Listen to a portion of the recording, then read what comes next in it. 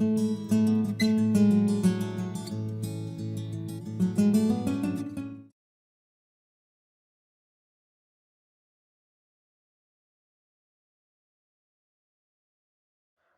vamos a continuar con la segunda. De nuevo me gustaría hacer una precisión previa, y es que lo que vamos a dar aquí es una visión muy global, muy sencilla, ¿vale?, a modo de briefing o de píldora sobre el concepto de acción. Como sabéis, hay mucho más material en los materiales docentes y, por supuesto, en los manuales de la asignatura, ¿vale? Y para estudiarlo bien hay que leerse los materiales docentes y los manuales recomendados, ¿vale? Aquí lo que vamos a analizar básicamente son, pues, el centro de la discusión sobre la acción, ¿vale? Después de haber visto los distintos sistemas del delito, lo que hemos podido ver es que en todos ellos, absolutamente en todos ellos, se parte de reconocer que un delito, en primer lugar, es una acción, ¿vale?, o un hecho, ¿vale?, o una conducta. No siempre estos conceptos son sinónimos, pero en todo caso se suelen utilizar para referirse a que el hecho es una acción. Pero aquí ya empieza la propia discusión respecto a si estamos hablando o nos estamos refiriendo a la acción en el sentido estricto, o a la acción como acción englobadora de acción y omisión, ¿vale? Veréis que en el Código Penal se sancionan acciones y se sancionan omisiones. Hemos visto anteriormente que hay normas prohibitivas y hay normas prescriptivas que obligan a hacer determinadas conductas y que, por tanto, la infracción de esas conductas es precisamente la omisión de lo debido. Bien, ¿a qué nos estamos refiriendo aquí cuando hablamos de las teorías de la acción y cuando vamos a analizar la acción? ¿A la acción en sentido estricto o a la acción y la omisión? A la acción y a la omisión, eso está claro, que las tenemos que incluir las dos, ¿vale? ¿Se entiende? Bien, tradicionalmente cuando se empieza a analizar la acción, lo que se habla es de cuáles son las funciones. El debate sobre la acción en derecho penal es un debate complejo que probablemente parte de la discusión haya, digamos, nacido del exceso de funciones que se le han pretendido atribuir a este elemento del tipo penal. Ahora que entendemos que es un elemento de la fórmula delictiva, es posible que algunas de estas funciones no tenga que hacerlas precisamente la acción, pero tradicionalmente se ha dicho que la acción debía servir para definir, para clasificar y para eliminar o limitar, ¿vale? Cuando se habla de la función definitoria, lo que nos referimos es a la idea de que la función de la acción es constituirse en el elemento básico o esencial del sistema. Al ser el primero, todo delito tiene que ser una acción, y por tanto, la idea de la que se partía es que todos los elementos tienen que partir y tienen que referirse del hecho acción, ¿vale? Incluso que todos los distintos delitos en todas sus diferentes categorizaciones, tienen que ser en primer lugar una acción. Es decir, que las omisiones deben entrar dentro de lo que es una acción, debe poder definir lo que es una omisión, la imprudencia debe ser una acción, todo en definitiva debe ser acción. Cuando se utiliza el término función clasificatoria, lo que se quiere decir es que la acción debería servir para englobar y diferenciar entre sí todas las hipótesis de conductas relevantes jurídico-penalmente. Es decir, englobar y clasificarlas. La acción nos debería servir para incluir las acciones y las omisiones, para incluir las acciones dolosas y las imprudentes, y para diferenciarlas. ¿Se entiende esto? Y finalmente, cuando se habla de función limitadora o negativa, lo que se quiere decir es que la función para lo que debe servir básicamente, más incluso que para fijar aquellos acontecimientos que interesan al derecho penal, para fijar aquellos que no interesan al derecho penal. La función, la acción en este sentido, básicamente tendría una función negativa, la función de eliminar lo que no es relevante a los efectos penales, ¿vale? Estas son las funciones que, como digo, se han atribuido generalmente a la acción. Y a partir del intento de cumplir estas determinadas funciones, se creó una polémica que he de decir que en la actualidad está prácticamente superada. Hace unos años, cuando tú estudiabas Derecho Penal, Es más, cuando eras profesor de Derecho Penal iniciabas, te preguntaban si eras causalista o finalista. Es como del Barça o del Madrid, era algo parecido, y además, es decir, era también así, era muy de sangre, los causalistas eran muy causalistas y los finalistas eran muy finalistas. En la actualidad, la discusión sobre el causalismo y el finalismo casi está olvidada. Curiosamente, no está del todo superada, digamos, internamente la discusión, sino que se ha pasado la atención a otro tipo de cuestiones, ¿vale? Pero son, sin duda, las teorías, digamos, más utilizadas o más defendidas. La función eliminatoria o negativa, la función negativa de la acción, la función limitadora o negativa, ¿qué nos sirve para eliminar los hechos de la naturaleza? Los pensamientos, los movimientos reflejos, la fuerza irresistible, la inconsciencia, el sueño, embriaguez, letárgica o hipnotismo y, por supuesto, los hechos atribuibles a otras personas. Es decir, la acción tiene que ser humana, consciente y voluntaria. No hay acción cuando hay fuerza irresistible o cuando hay movimientos reflejos. Ahora, lo realmente relevante es cómo se cumplen esas dos funciones, como digo, en la discusión sobre las teorías de la acción. Cómo se cumplen el resto de funciones, la función clasificatoria y la función definitoria. Porque el cómo se cumple la función negativa, sobre eso volveremos después. La primera de las concepciones era la concepción denominada concepción causal de la acción, ¿vale? A finales del siglo XIX y principios del siglo XX, básicamente a partir de la irrupción del positivismo naturalista y de la idea de que en la ciencia se podía encontrar cualquier respuesta y cualquier descubrimiento, se definió la acción como un movimiento corporal voluntario que causa una modificación en el mundo externo. Movimiento corporal voluntario que causa una modificación en el mundo externo. ¿Qué os parece esta definición de acción? ¿Sirve, es decir, para integrar todo lo que es relevante penalmente con esta acción? Un movimiento corporal voluntario que causa una modificación en el mundo externo.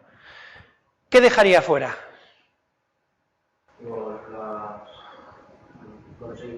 Todo, pero menos los actos naturales, ¿no? Entraré dentro de los humanos.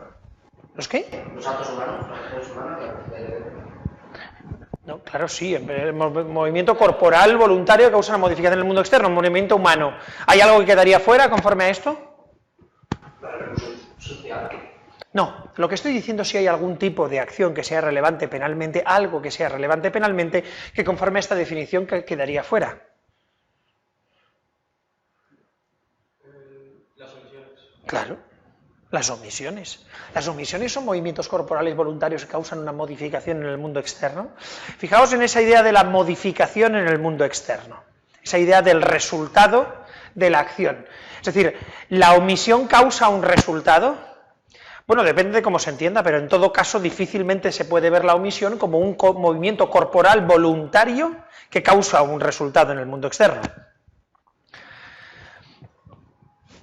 La acción se entiende básicamente como causación de resultado. Por esto entronca con la idea del desvalor de resultado que hemos visto antes en las distintas teorías del delito y básicamente en la causalista naturalista y en la concepción neokantiana. Ahora, hay dos modelos básicos del concepto causal de acción. El concepto causal naturalista y el concepto valorativo. El causal naturalista entiende como un movimiento corporal, la acción como un movimiento corporal básico, causado por un impulso de la voluntad que causa una modificación en el mundo externo. Pregunta, ¿conforme a esto entrarían las acciones imprudentes? ¿Los hechos imprudentes entrarían sí o no? ¿Por qué sí?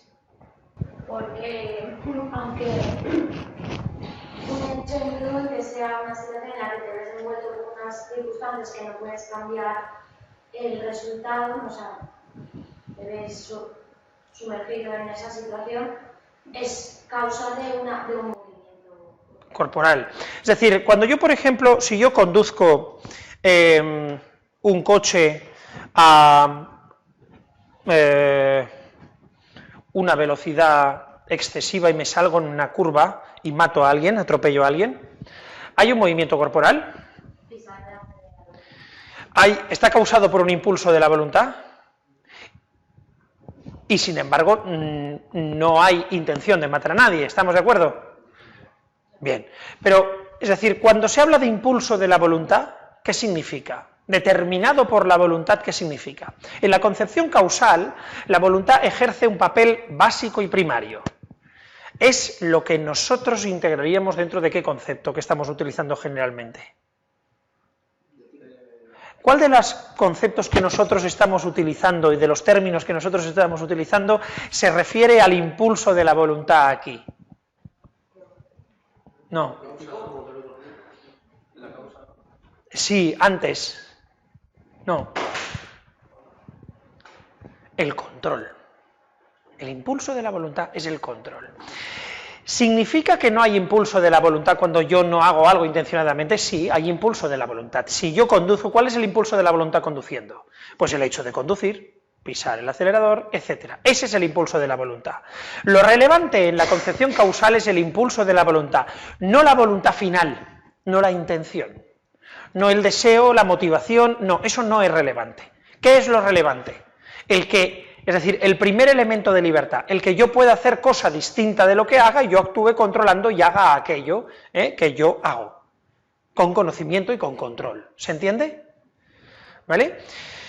Y esta, como digo, que cause una modificación en el mundo externo. ¿Por qué? Pues porque era básicamente naturalista. Es decir, era una visión básicamente naturalista, cientificista, donde se cree que todo se puede adquirir desde una perspectiva científica, se puede saber si ha sido por esa causa por la que se ha producido el resultado. No hay todavía integración de lo normativo, de lo valorativo. ¿Se entiende? Bien. El siguiente concepto causalista es el concepto ya causalista neocantiano o valorativo, ¿vale?, de Metzger, donde la acción ya no puede ser un mero hecho naturalístico ajeno al valor, sino que debe ser una acción, digamos, en el sentido capaz de soportar una desvaloración, ¿vale?, de ser desvalorada o ser analizada como o conforme a un juicio de valor. Esto es bastante relevante por lo siguiente. ¿Cuáles son los problemas que tradicionalmente tienen el concepto causalista de acción? El primero, la imposibilidad de definir el hecho subyacente a los delitos de omisión. Con el concepto valorativo de omisión ya se puede medio subsanar. ¿Por qué? Porque ya no sería, en este caso, como una modificación en el mundo externo o como un movimiento corporal que cause una modificación en el mundo externo, sino que se puede definir la acción como un hacer o un no hacer, ¿vale?, que cause, es decir, una modificación en el mundo externo o que sea la acción desvalorada penalmente, en el caso de una concepción ya que se acercaría más a la acción social. El problema de la omisión, por tanto, esencialmente se da en el concepto causal naturalista. La omisión no aparece como movimiento corporal que causa una modificación en el mundo externo, sino que en todo caso se podría explicar como una omisión voluntaria de un movimiento del cuerpo. En el concepto causal valorativo es distinto. En el concepto causal valorativo se intenta subsanar, como digo, como un comportamiento caracterizado por la ausencia de una acción esperada. ¿La acción qué es? La acción en la omisión. ¿Cuál sería la acción de la omisión? El no hacer algo, o sea, el no hacer lo esperado, ¿vale? Si integramos lo valorativo, ya puede ser el no hacer lo esperado. Por otra parte, otro problema del concepto de acción son los rasgos físicos del actuar humano no permiten apreciar su significación social y jurídica. ¿Qué significa esto? Lo que significa es que la acción apenas permite integrar elementos de significación penal, lo cual, es decir, tiene sentido si lo que se pretende es que dentro de la acción se incluya todo lo que es relevante penalmente. A lo mejor lo que pasaba es que estábamos dando un paso más allá y estamos metiendo en la acción lo que no haya que meter en la acción, ¿vale? ¿Vale? El tema también es relevante en cuanto a que hay acciones que no causan resultados en el mundo externo, desde una perspectiva natural o valorativa. Desde una perspectiva natural, desde una perspectiva valorativa ya es más fácil entenderlo. El ejemplo, las injurias o las calumnias. Si entendemos la acción desde una visión puramente causal, como la modificación del mundo externo, del mundo natural, en las injurias no hay una modificación del mundo natural. ¿Estamos de acuerdo? Bueno, pero eso no significa que no haya una acción. Hubo incluso quien planteaba que sí que podía haber una modificación del mundo natural porque hay unas ondas que se producen al hablar y etcétera, etcétera. Lo relevante en última instancia no es que se produzca una modificación en el mundo externo, que haya vibraciones en el aire y procesos fisiológicos en el sistema nervioso, como que básicamente podamos decir que estemos ante una conducta humana. Bien, el intento de superación o la superación, más que el intento de superación, de la concepción causal de la acción viene por medio del concepto final. El concepto final lo que hace bueno, el concepto causal quedaría aquí por explicar una cuestión muy importante, que sería digamos, la causalidad por medio de la teoría de la equivalencia de las condiciones y, por tanto, la aplicación de la fórmula de la conditio sine qua non. Es decir, en el concepto causal, si es la causación de un resultado en el mundo externo, en aquellos delitos en los que se exigía no solo una acción, sino además la causación de un resultado, para poder decir que había acción, lo que habría que poder determinar sería ¿qué? Lo que habría que determinar es, de todas las acciones que se producen, cuál era la acción típica, ¿vale? Y cuál es la acción relevante, mejor dicho, cuál es la acción relevante. La teoría causal, precisamente por su carácter naturalista, vino a aceptar la teoría de la equivalencia de las condiciones. Y la teoría de la equivalencia de las condiciones lo que viene a decir es que todas las condiciones sin las cuales un resultado no se produce, o todas las condiciones asociadas a un determinado evento, son equivalentes. Son equivalentes. Es muy importante entender esto. La teoría de la equivalencia de las condiciones es precisamente una teoría que establece equivalencia entre todas las condiciones naturales. Y es una teoría básicamente, digamos, naturalística o filosófica natural, que lo que dice es que en los eventos, todas las condiciones de los eventos son causa del mismo y no hay una causa superior, no hay una causa más importante que otra. Todas las causas son equivalentes, ¿vale? A partir de la consideración de causa-efecto, causa-efecto, causa-efecto, causa-efecto, causa-efecto, causa-efecto, es decir, si hay una asociación entre una causa y un determinado evento, esa causa es exactamente idéntica que otra, que cualquiera que esté relacionada con él. Para saber si una causa o si una condición es causa de un resultado, lo que hay que realizar es ¿qué? Aplicar la fórmula de la conditio sine qua non. Es decir, si eliminamos en mente esta condición, ¿se produce o no se produce el resultado? Si no se produce el resultado, o si el resultado se produce de forma distinta a como se hubiera producido, entonces la condición la condición es causa del resultado, ¿vale? Ejemplos hay muchos, es decir, el ejemplo que pusimos del tipo que atropella al ciclista, que efectivamente con intención de matarle, le rompe una pierna, después viene otro que ha bebido, ha fumado determinadas sustancias tóxicas, se sale en la curva el conductor de esa ambulancia que ha fumado esas sustancias tóxicas, finalmente lo llevan al hospital porque se ha roto la otra pierna, con otra ambulancia, el que lo lleva lo deja en el hospital, le atiende un médico que coge una gasa que había dejado horas antes una enfermera en mal estado y que parecía que la había dejado como limpia y debido a eso hay una infección y muere. Todas las condiciones, dice la teoría de la causalidad y la teoría de la equivalencia de las condiciones, todas, absolutamente todas, son equivalentes entre sí. ¿Vale? Todas son equivalentes. Todas son causas. El problema que tiene la causalidad es precisamente esa, que todas son causas. Y no, por tanto, no permite diferenciar cuál de las causas es la causa que va a ser relevante. Si hemos empezado diciendo que para que haya, es decir, que la función que tiene que cumplir la acción es una función definitoria o clasificatoria, pues parece que no cumpliría la concepción causal de la acción. ¿Vale? ¿Se entiende? Esto lo explicaremos más cuando expliquemos el tema de la imputación objetiva y la relación entre acción y resultado. En todo caso, pasamos a la concepción final de la acción. ¿Por qué he explicado esto ahora? Lo he explicado porque básicamente la concepción final de la acción parte de la voluntad de superar ese carácter muy débil y muy tenue y muy poco definitorio que tiene la concepción causal. La concepción causal es esencialmente y básicamente amplificadora, porque si parte de esa idea de que las causas son equivalentes, todo es causa. La cuestión está en que la concepción final de la acción ya empieza a preguntarse ¿cuál de las acciones es la acción? La concepción causal dice todas son acciones, y la concepción final dice, vale, ¿y cuál es la acción que a mí me interesa? La acción relevante. Bien, la teoría final de la acción, enunciada por Belzel y desarrollada después por algunos de sus discípulos, viene a entender la acción básicamente como causalidad más finalidad.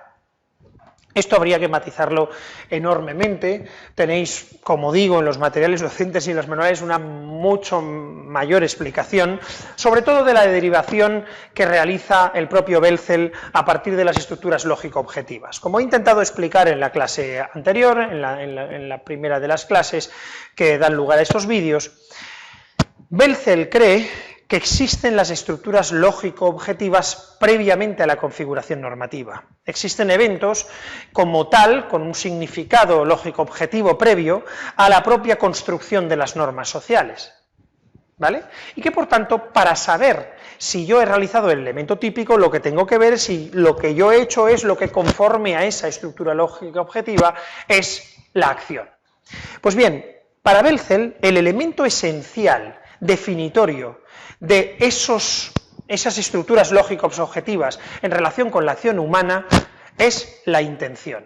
Dice Belzel que lo único que diferencia en última instancia un evento, es decir, un evento humano de un evento, digamos, natural, es el hecho, no es la causa, no es el resultado, porque los eventos, digamos, de la naturaleza también producen resultados. ¿Cuál es la diferencia entre un evento de la naturaleza y un evento de la persona?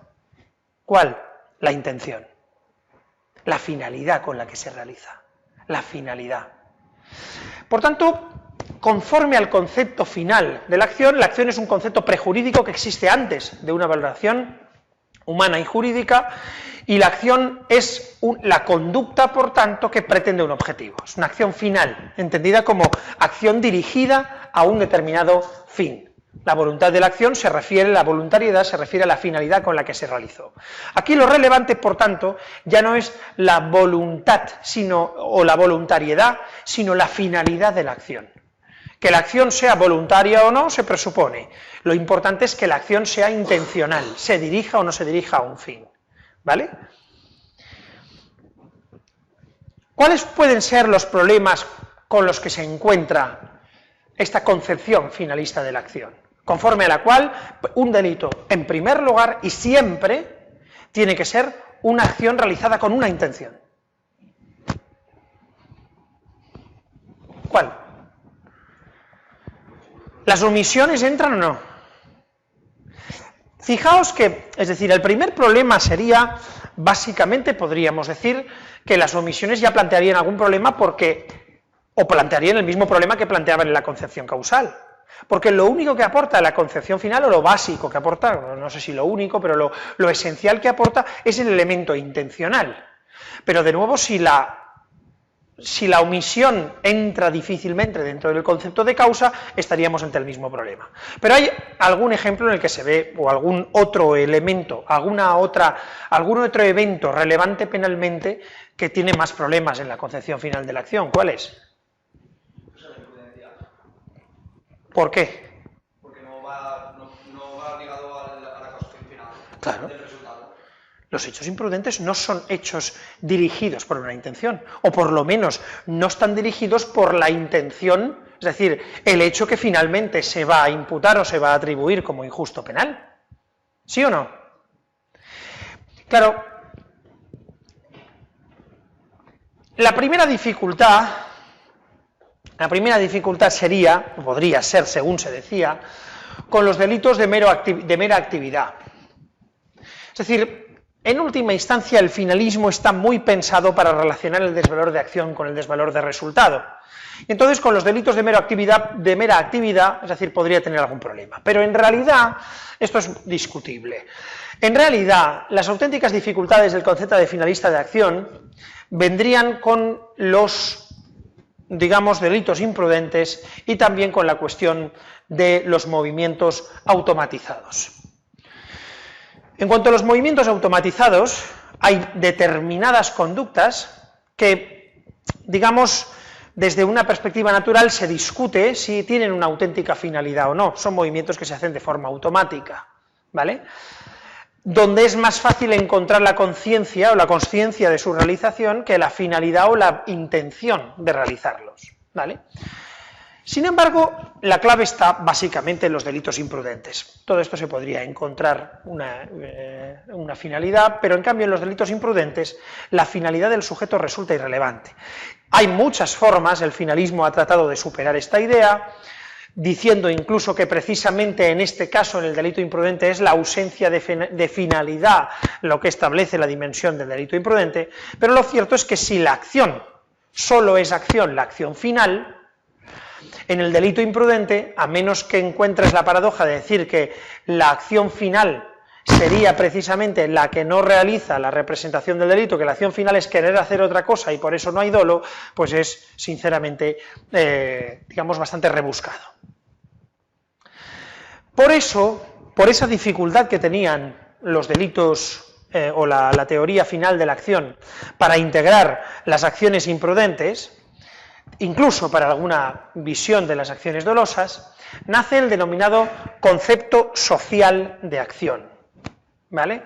Cuyo máximo exponente, esencial exponente, es Ježek, aunque en realidad Metzger ya sostenía una especie de concepto social de acción en el neocantismo y algunos autores más, y después que hay otros conceptos sociales de acción distintos al de Ježek. La concepción social de la acción defiende y entiende que la acción es un comportamiento humano socialmente relevante. Aquí ya, por tanto, huimos del plano naturalístico del que estaban tanto el causalismo como el finalismo, ¿vale? Y nos vamos a una visión ya más valorativa, cercana en todo caso, como digo, a la concepción causal valorativa de Metzger, que sería la idea de que la diferencia entre si un hecho humano es relevante o es irrelevante no es una cuestión natural, sino una cuestión social. No es una cuestión previa a la norma, no es una cuestión ontológica, sino es una cuestión de valoración del hecho. Y por tanto, la acción esencialmente tendrá que ser un hecho desde la perspectiva social, y será la sociedad la que diga si hay acción o no hay acción. El problema que tiene, o cuál es la cuestión es que está muy poco definido, cuál es el criterio social que nos dice qué actos humanos son acciones.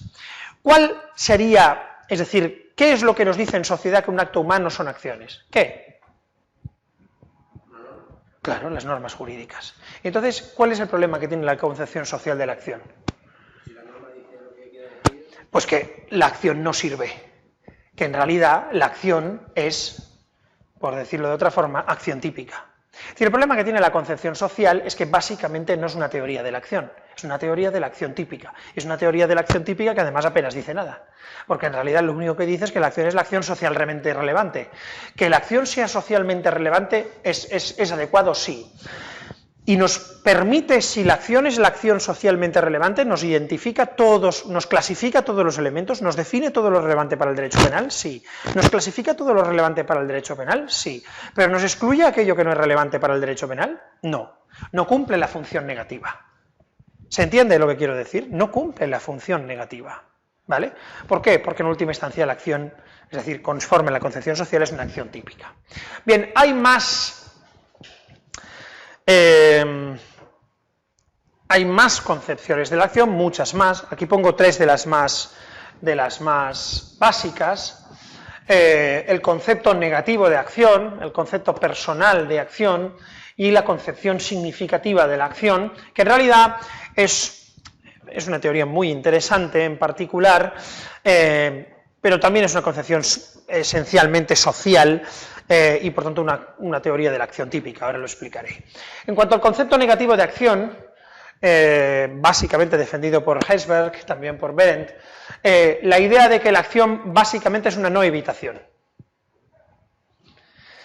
Esta es una teoría que, es decir, muy interesante en mi opinión, conforme a la cual además no tiene ningún problema las omisiones, tampoco las acciones, ¿vale?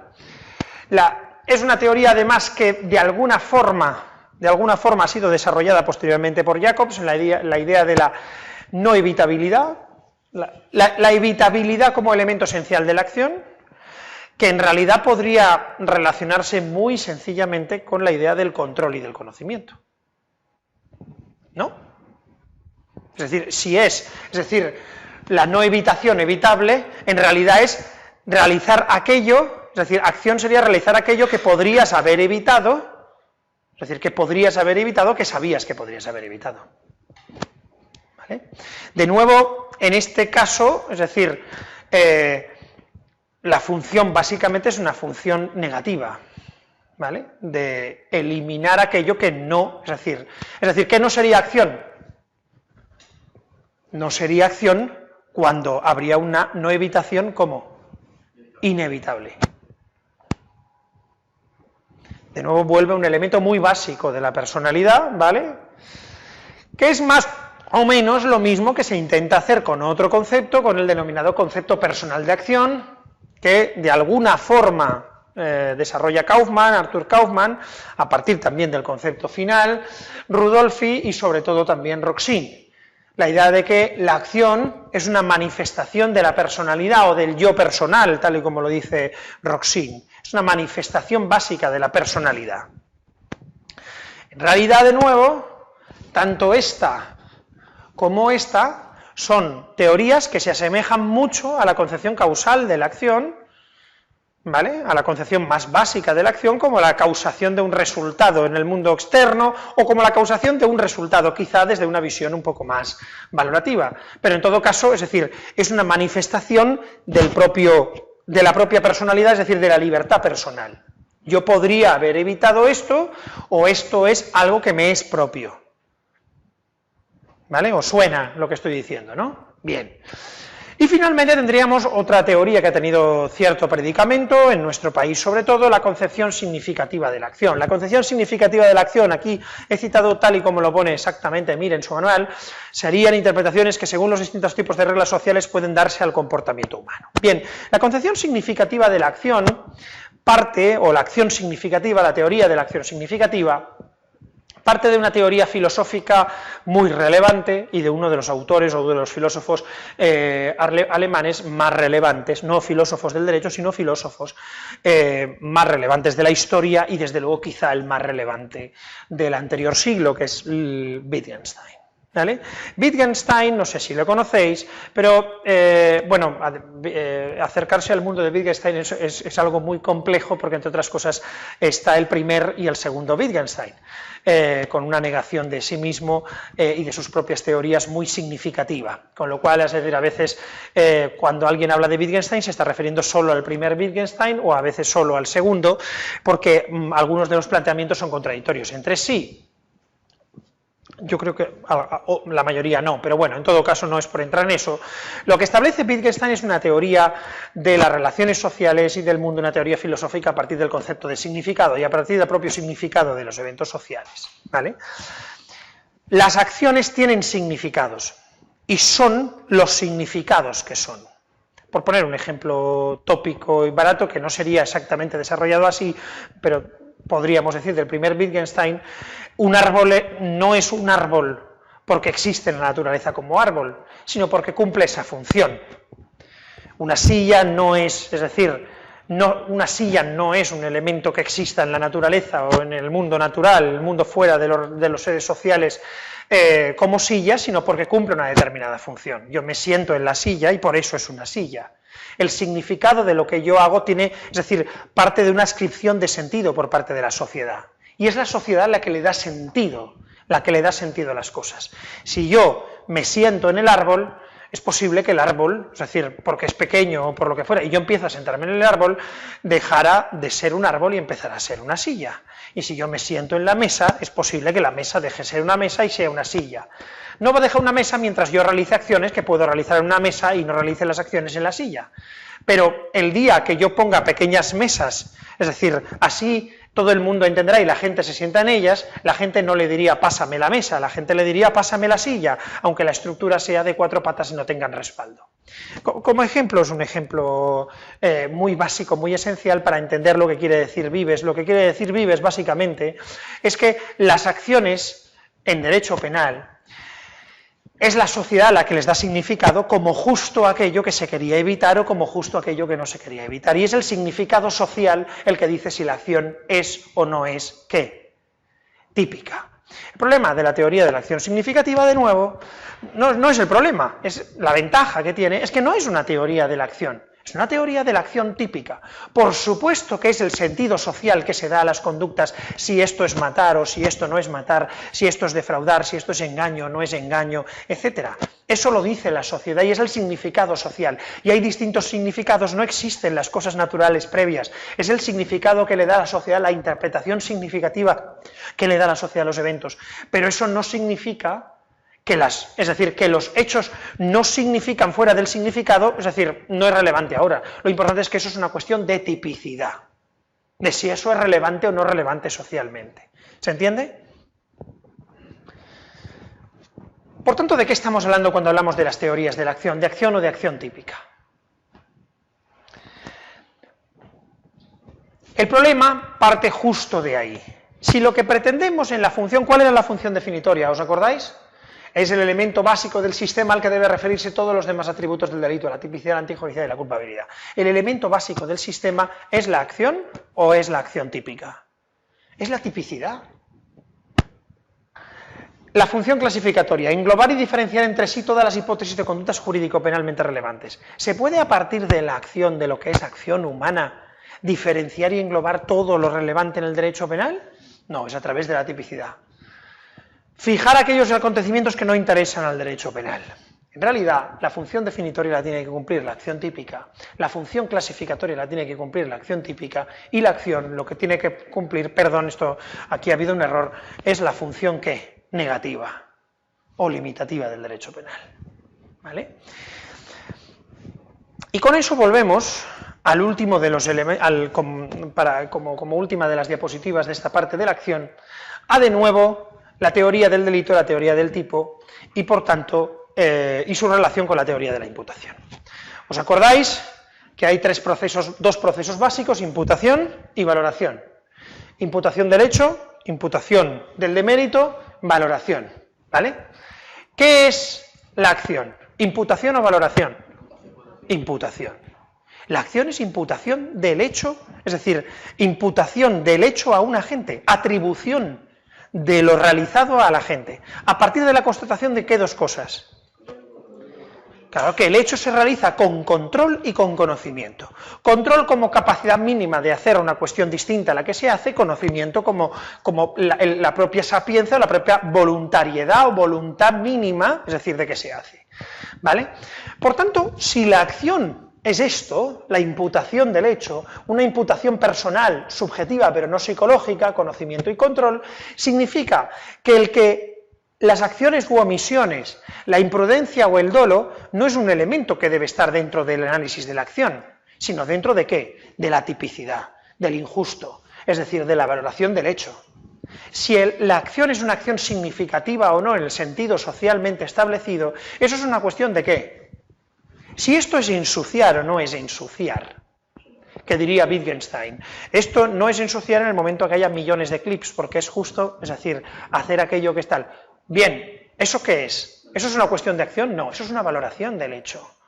Por tanto, el significado de la acción, su sentido social, etcétera, son cuestiones que se analizan en el injusto, mientras que el hecho me pertenezca a mí o no, son cuestiones que se relacionan con ¿qué? Con la acción, ¿vale? Como un elemento básico realizado con conocimiento y control. La pregunta, por tanto, no es qué es acción, sino la pregunta básica en este primer elemento del delito es qué no es acción. para eso, no sirve para clasificar, no sirve para definir, sirve únicamente para eliminar lo que no es relevante, ¿vale? Y volvemos, los hechos de la naturaleza no son acción, no hay conocimiento y control, los pensamientos, hay conocimiento y control sobre algo que no está externalizado, cogitationes poenam nemo patitur, los movimientos reflejos, la fuerza irresistible, la inconsciencia, sueño, embriaguez, letárgica e hipnotismo, y desde luego los hechos atribuibles a otras personas. Para eso sirve la acción, para nada más. ¿Se entiende? Bien. Podríamos concretar un poquito más en relación con la fuerza irresistible, porque esto no lo hemos visto mucho en clase. De nuevo insisto que está todo en los materiales. ¿Qué es la fuerza irresistible? La fuerza irresistible sería un influjo externo que impide al sujeto controlar su actuación, es decir, un hecho realizado sin control. ¿Se entiende? ¿Vale? ¿Puede ser que haya fuerza irresistible y yo tenga conocimiento de lo que está pasando? Sí, pero sin embargo que yo no pueda controlar o evitar lo que se esté produciendo, ¿vale? Por cierto, esta concepción de la doctrina de la imputación, ¿a qué teorías de la acción nos retrotrae? ¿Cuáles son las que más se acercan? ¿La concepción causal? Porque es que sirve para poco más, pero sirve. La concepción personal también podría valer, y la de la evitabilidad. ¿Os acordáis? Desde luego, ¿cuáles eliminamos? La final, porque mete un elemento intencional que en todo caso estará en el tipo. Eliminamos ¿cuál más? La social, y eliminamos la significativa, ¿vale? Pero metemos básicamente las teorías que nos permiten decir lo que no es acción, o que se centran en qué no es acción, y no en qué es la acción relevante. ¿Se entiende? Bien. Fuerza irresistible. ¿Cuáles son los requisitos, por tanto? Fuerza física, irresistible y externa. Fuerza física, irresistible y externa. Cuando hay una vis moral o una intimidación, cuando alguien me intimida de forma tal que yo no tengo más remedio que comportarme de esa forma, ¿eso es fuerza irresistible? No. ¿Hay acción? Tú imagínate que me dicen, o haces esto o mato a tu mujer. ¿Hay acción? Sí. ¿Se entiende? ¿Vale? Hay acción. ¿Qué es? ¿Qué? Pero, es decir, ¿hay falta de control? Sí. ¿Pero qué falta de control hay?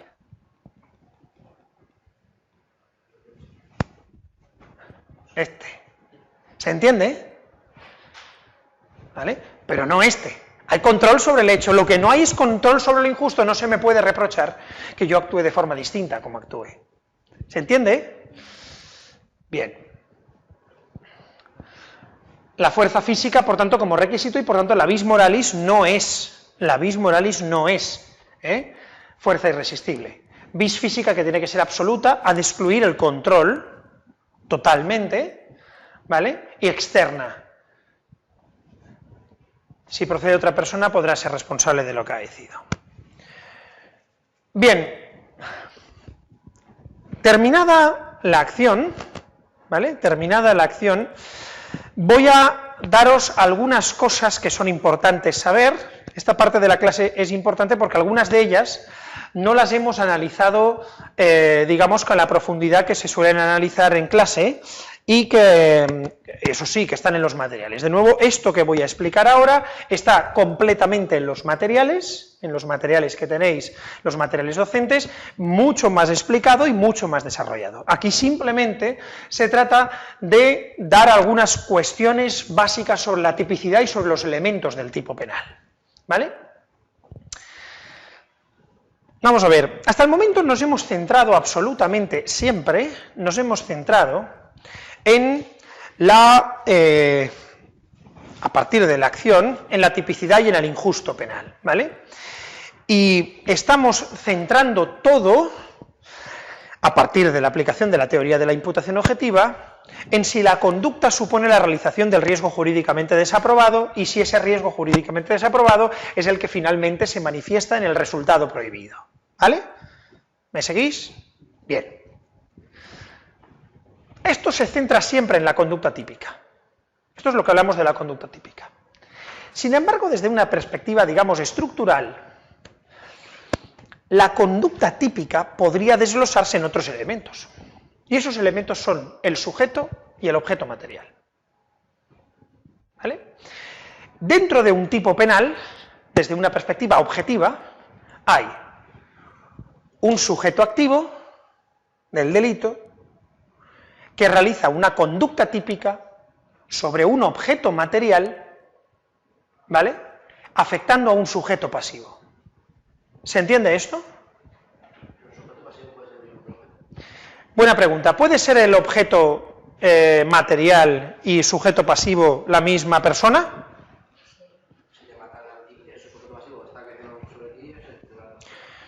Por ejemplo, en un homicidio, ¿cuál es el objeto material? No. Correcto. El objeto material es la persona sobre la cual se realiza, ¿qué? La acción de matar, ¿vale? Y el sujeto pasivo, la persona. Bien. Por tanto, objeto material y sujeto pasivo son lo mismo, ¿sí o no? Bien, pero yo he preguntado, ¿sujeto pasivo y objeto material son lo mismo, sí o no? No. No. ¿Vale? Que a veces pueda coincidir no significa que sean lo mismo. Ahora, decidme un hecho en el que no coincida. ¿Un robo? ¿Qué robo? Si te quito lo que llevas en la mano, tú eres el titular de eso y tú eres la persona sobre la... ¿Quién es el sujeto pasivo? ¿Estás seguro? Sí. Vamos a ver, un robo, es decir, un robo con violencia, yo soy sujeto pasivo, me robas esto, y soy objeto material también, porque la violencia la ejerce sobre mí. Vale, quieres decir hurto, no con fuerza en las cosas, quieres decir hurto. Bien, imaginemos, es decir, que es robo con violencia. ¿Yo soy sujeto pasivo y objeto material, sí o no? ¿Seguro? ¿Esto es mío? ¿Esto es mío? No, perdonad, no es mío, esto es de la universidad. No, esto es de la universidad. ¿Quién es el sujeto pasivo? ¿Quién es el titular del patrimonio? Bueno, vamos a volver a empezar desde el principio para que entendáis las características, porque te has lanzado directamente, ¿vale?, a ver que en efecto puede pasar algo, pero volvamos a ver con qué se relaciona cada elemento. Como digo, tenemos el elemento conducta típica, que es el que hemos estudiado profundamente y sobre el que estamos analizando, que básicamente tenemos que realizar una valoración sobre el injusto, de peligrosidad, bla, bla, bla, bla, bla. Bien, y después tenemos unos elementos que están en los tipos, que son los sujetos activo y pasivo y el objeto material. Bien, ¿qué es el sujeto activo? Aquel que realiza la conducta típica, ¿vale? En realidad, el sujeto activo y el autor no son lo mismo. Sujeto activo incluye autores y partícipes. Después tendremos que ver quiénes son autores, quiénes son partícipes, ¿vale? El elemento sujeto activo puede tener cierta importancia, como después veremos, porque puede exigirse determinadas características en el sujeto activo. Pero de momento no nos importa. Pasamos, sujeto activo, el que realiza la conducta. ¿Con quién se relaciona? ¿Con qué se relaciona, por tanto? ¿Con qué se relaciona el sujeto activo? Con la conducta, ¿vale? Bien. ¿Qué es el sujeto pasivo? Es el titular del bien jurídico que se ve afectado por el delito, del bien jurídico, ¿vale? ¿Se entiende esto? ¿Con qué se relaciona el sujeto pasivo? ¿Con la conducta? No, con el bien jurídico, ¿se entiende? ¿Vale? El sujeto pasivo es, digamos, el que desde una perspectiva valorativa sufre la negación del daño, ¿vale? La negación de la norma, ¿vale? O el daño que digamos, se quiere evitar, ¿vale? La lesión o puesta en peligro del bien jurídico protegido, ¿se entiende? Bien, es el titular del bien. ¿Qué es el objeto material? La persona o cosa sobre la que ha de recaer la acción, ¿vale? Físicamente o no físicamente, pero vamos, en todo caso, la persona o cosa sobre la que recae la acción. ¿Se entiende? Bien. ¿Pueden coincidir objeto material? ¿De qué depende, por tanto, el objeto material? Perdón. ¿De qué depende? ¿Del bien jurídico? De la conducta típica. Mientras que el sujeto pasivo se relaciona con el bien jurídico, el objeto material se relaciona con la conducta típica. ¿Vale? ¿Pueden coincidir sujeto pasivo y objeto material? Sí. ¿Pueden no coincidir? Sí, perfectamente.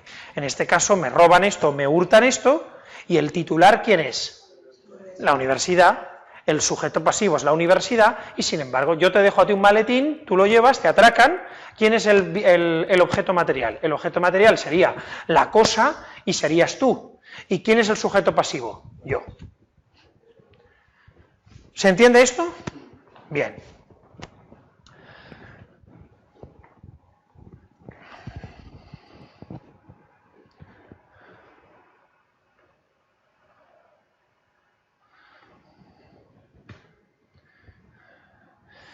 Vamos primero a esto y después volvemos a lo otro, ¿vale? Bien, viendo lo que son los sujetos activos y los sujetos pasivos, conforme a la exigencia, conforme a la estructura del tipo penal, en el tipo penal puede establecer una exigencia de que solo determinadas personas o solo determinadas personas que cumplan determinadas condiciones pueden ser sujetos del delito, ¿vale? Esto es lo que hace que haya delitos. Esta clasificación no me gusta, la verdad, porque debería haber delitos comunes y especiales, delitos comunes y delitos especiales. Esto lo cambiaré, perdón. Pero habría, según los sujetos, hay delitos comunes, delitos especiales y delitos de propia mano, ¿vale? Los delitos de propia mano son una característica, una diferenciación distinta, y son unos delitos en los que están bien explicados en el libro, no me voy a centrar. Los delitos en demasía. Los delitos de propia mano son aquellos delitos en los que, en principio, exigen que una persona ejecute el delito y que solo el autor ejecute el delito de forma directa sobre ellos, ¿vale? El ejemplo de la violación, el delito de violación, ¿vale? No pueden ser instrumentalizados otros, no puede ser otro instrumentalizado para realizar el delito. En mi opinión es una categoría muy discutible y sobre eso tenéis bastante, digamos, información en el manual. Lo que sí que me interesa es la diferenciación entre delitos comunes y delitos especiales. Los delitos comunes son delitos que puede cometerlos cualquiera, es decir, que no establece el Código Penal una diferencia o una característica para ser cometidos. ¿Se entiende esto? ¿Alguien me puede poner un ejemplo de delito común? El robo o el homicidio. ¿Cómo suelen empezar los delitos comunes? ¿El qué? ¿El qué? El que matare a otro, el que tomare cosa mueble ajena, el que, quién, el que con ánimo de lucro y en perjuicio de tercero, es decir, cualquiera que realice la conducta no tiene por qué tener un elemento propio en sí, puede cometer el delito. Esto en principio no tiene por qué ser así. Es posible que haya una referencia a el qué y que sin embargo, es decir, que sea una determinada acción y sin embargo por la propia estructura de la conducta sea imposible que lo realice cualquiera y que solo un determinado tipo de personas lo realice. Y también es posible que se establezca una característica y que sin embargo el delito sea común. Pero en todo caso, de momento lo que nos interesa es comprender que existen esos dos tipos de delitos, comunes y especiales. Si los comunes son los que puede realizar cualquiera, ¿cuáles son los especiales?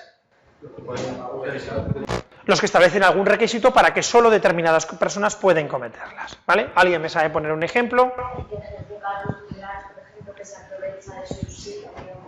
Por ejemplo, o la prevaricación, ¿vale? El funcionario público que dicte resolución injusta a sabiendas, o el juez, en el caso de la prevaricación judicial, ¿vale? En el caso de la prevaricación judicial es un delito especial, ¿por qué? Porque solo el juez, solo el que tenga la condición de juez, puede cometer el delito. ¿Se entiende o no? Bien. ¿Tenéis ejemplos de terrorismo? ¿Cuál es el terrorismo? Poner una bomba y matar a gente. El terrorismo, por ejemplo, el homicidio terrorista, o la pertenencia a banda armada, la colaboración. ¿La colaboración con banda armada es un delito común o especial? Común. ¿La pertenencia a banda armada es un delito común o especial?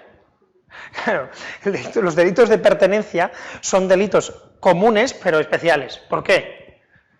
Pues porque precisamente, es decir, diríamos que solo el que pertenezca a banda armada puede cometerlo, pero en realidad es que el delito consiste en pertenecer a banda armada. Cualquiera puede pertenecer a banda armada. Todas estas categorías son categorías que plantean este tipo de distorsiones. Pero en principio, es decir, la cuestión está, igual que la diferencia entre los delitos de infracción de deber, una categoría más moderna que se ha utilizado y que está explicada en los manuales, los delitos de infracción de deber como delitos en los que solo los que tienen ese deber los pueden cometer.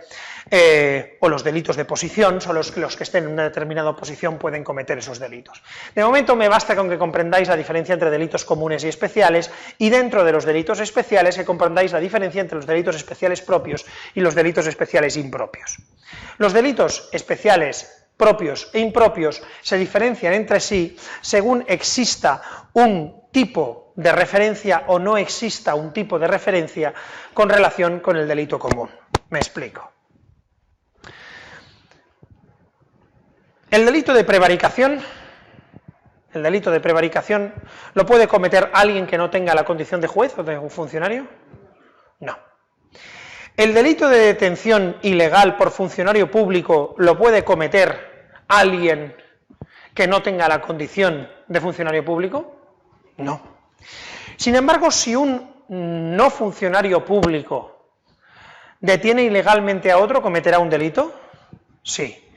¿Y si un no funcionario público prevarica, cometerá algún delito? No, porque en realidad un no funcionario público no puede prevaricar. ¿Vale? ¿Qué significa esto de delitos especiales propios y delitos especiales impropios? Lo que significa básicamente es que hay delitos en los que hay un tipo de referencia que es común. Por ejemplo, la detención ilegal por funcionario público, el tipo de referencia es la detención ilegal. Si tú cometes una detención ilegal, que es un delito común, se te aplica una pena. Si quien lo comete es un funcionario público, se le aplica una pena mayor. ¿Se entiende? Bien, si el que lo comete es un funcionario público, se le aplica esa pena. Si lo comete el sujeto que no tiene ninguna condición, se le aplica la otra, ¿vale? En cambio, en los delitos especiales propios, ¿vale?, son aquellos en los que no existe ningún delito de referencia. Por ejemplo, la prevaricación. Solo puede prevaricar el que tenga la condición. ¿Vale? Todo esto es importante, lo veremos, o lo tenéis en los manuales, no sé si lo veremos en uno de los vídeos, respecto a la cuestión de la participación delictiva. Nos hemos quedado, en cuanto a la tipicidad y elementos del tipo penal, una clasificación que sí es interesante y sí es relevante, además de la de los sujetos, es precisamente la de la relación con el bien jurídico protegido, según el contenido de injusto se habla. Es decir, según lo que exija el tipo penal, puede haber delitos en los que exige una lesión del bien jurídico o delitos en los que exige simplemente la realización de un riesgo.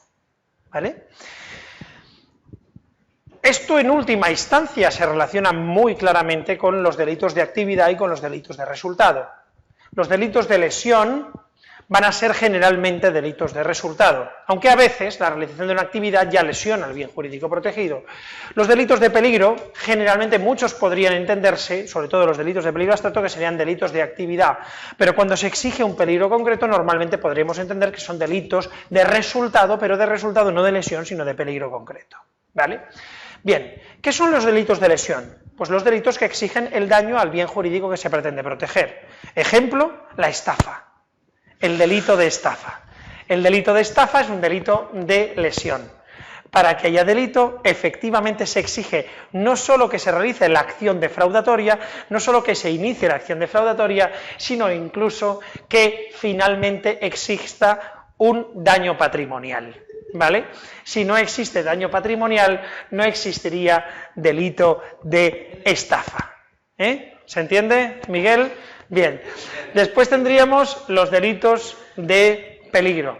Los delitos de peligro no exigen la lesión del bien jurídico protegido, perdón por la risa, sino exigen que se ponga en peligro el bien jurídico protegido. Bien, pero hay dos tipos de delitos de peligro, los delitos de peligro concreto y los delitos de peligro abstracto. Los delitos de peligro concreto son aquellos en los cuales se exige un resultado, pero que no constituye la lesión del bien jurídico, sino meramente su puesta en peligro. El ejemplo tradicional que se puede poner en estos casos es el delito de conducción temeraria. El que condujere de forma temeraria poniendo en grave peligro la vida o la salud de las personas. Para que haya delito no va a ser necesario solo realizar la actividad peligrosa ex ante, sino que desde una perspectiva ex post se tiene que manifestar ese peligro en un peligro real, ¿vale? Esa peligrosidad ex ante o estadística en una peligrosidad real. Es decir, Para que haya conducción temeraria no solo que hay que conducir a 200 por hora, sino que hay que conducir a 200 por hora junto con otros. Si hay otros que están al lado, o si yo adelanto por la derecha, o si yo giro justo antes de que la viejecita vaya a cruzar el etcétera, el paso de peatones, etcétera, hay un delito de conducción temeraria. ¿Se entiende esto? ¿Por qué? Porque hay un peligro concreto, aparte de la acción peligrosa y de la temeridad, que es la que me exige el propio tipo penal cuando dicen poniendo en concreto peligro la vida o la salud de las personas. Los delitos de peligro concreto normalmente exigen eso, que el tipo penal exija un resultado de peligro o una peligrosidad concreta o real en la propia actividad, ¿vale? Una idoneidad de la propia actividad. Aunque esto a veces puede pasar en los propios delitos de peligro abstracto. Los delitos de peligro abstracto, ¿cuáles son? Los delitos de peligro abstracto son aquellos en los cuales, y como digo, esto hay muchas clasificaciones internas que podréis ver en los manuales, básicamente el delito de peligro abstracto es el que simplemente exige la realización de la conducta que de una perspectiva ex ante, incluso estadística, se ha establecido como peligrosa. ¿Vale? Ejemplo, pues conducir bajo los efectos del alcohol. Para que haya delito de conducción bajo los efectos del alcohol, ¿es necesario que haya un peligro real y efectivo sobre un bien jurídico en el momento determinado? No. Simplemente se entiende que conducir bajo los efectos del alcohol es peligroso y, por tanto, realizando la actividad, directamente se produce el delito. Entonces, si conduces bajo el efecto del alcohol, haces una conducción temeraria y matas a alguien, estarías haciendo 2 delitos. Estarías haciendo 3 delitos. ¿Cuáles serían los 3 delitos que estarías haciendo? Conducir bajo el efecto del alcohol, conducción temeraria y haber matado o lesionado. En principio sí, lo que pasa es que lo que tendríamos que ver, y eso es otra clase, es si estamos ante un concurso de delitos o ante un concurso de normas. ¿Vale? Es decir, si estamos ante injustos que se consumen entre sí, y que en este caso precisamente, es decir, si tú dices que tienes que realizar un peligro ex ante para que haya delito de homicidio, el peligro ex ante no será conducir bajo los efectos del alcohol y excesiva velocidad, con lo cual el desvalor de conducir bajo los efectos del alcohol y excesiva velocidad estaría subsumido por la propia conducta de peligro del delito de homicidio, ¿vale? Es decir, que habría que verlo. Habría que verlo, eso lo veremos en la cuestión de los concursos, ¿vale? Pero en principio, es decir, sí que es cierto que lo que suponen los delitos de peligro básicamente es una anticipación de las barreras de protección. Si esto es la lesión del bien jurídico protegido, esto es la lesión cuando ya se daña el bien jurídico protegido, esto es cuando se produce el resultado, aquí es cuando se produce la tentativa, aquí es cuando se produce la tentativa dolosa, aquí cuando se produce la tentativa imprudente. En última instancia, los delitos de peligro no son más que tentativas imprudentes, ¿vale? Y los delitos de peligro abstracto vendrían a ser parecidos, es decir, y vendrían a ser actos estadísticamente peligrosos en los que, sin embargo, no se produce un resultado, ¿vale? Es una anticipación de las barreras de protección. No te voy a castigar cuando lesiones el bien jurídico, sino que te voy a castigar directamente porque realices la conducta que yo sé estadísticamente que puede realizar la lesión al bien jurídico protegido. Claro, cuando se realiza finalmente la lesión al bien jurídico protegido, pues es posible que sea parte de, imagínate, es decir, existe un delito de peligro abstracto que es llevar doble contabilidad, imagínate que yo realizo una estafa tributaria llevando doble contabilidad, pues en última instancia la estafa, es decir, un fraude tributario. El fraude tributario se ha realizado por medio de la doble contabilidad, pero a lo mejor la doble contabilidad no era necesaria para realizar el fraude tributario, con lo cual tendríamos en efecto 2 injustos y por tanto tendríamos el peligro abstracto por un lado y el delito de resultado, en este caso el delito tributario por otro. Lo mismo puede pasar con la conducción bajo los efectos del alcohol. Es posible que yo conduzca bajo los efectos del alcohol y tenga el accidente, pero es posible que yo haya estado horas conduciendo bajo los efectos del alcohol. Eso elimina que exista el delito de conducción bajo los efectos del alcohol, pero en última instancia, de momento, lo que tenéis que entender es qué exige, qué injusto exige cada uno de los delitos. Los delitos de lesión exigen el daño, los delitos de peligro concreto exigen el resultado de peligro, los delitos de peligro abstracto exigen la actividad peligrosa, ¿vale?, en sí misma. Respecto a la legitimidad de los delitos de peligro y otros elementos, eso lo tenéis todo en los materiales en los libros. Bien, pues hemos terminado. ¿Alguna pregunta? ¿No? Muy bien. ¿Alguien quiere poner algún ejemplo? ¿No? Bien. Hala, pues muchas gracias, chicos.